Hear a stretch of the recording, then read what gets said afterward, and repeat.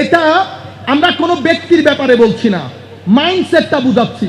এই মাইন্ডসেট আহলে বাইতে রাসূলকে টলারেট করতে পারে না, আহলে বাইতে রাসূলের ডিসকাশনকে গ্রহণ করতে পারে না, নবীর সম্মানকে গ্রহণ করতে পারে না। সেই কারণে আপনি দেখবেন আমাদের বাংলাদেশে আমরা যারা ওই মাইন্ডসেটকে লালন করি, মাহে মুহররম পুরা মাস চলে যাবে, মসজিদগুলোর মধ্যে ভুলক্রমেও ইমামে হুসাইনের নাম আসে না।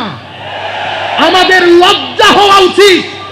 আমার নবী এই ইমামে হুসাইনকে কি বলেছেন জানেন?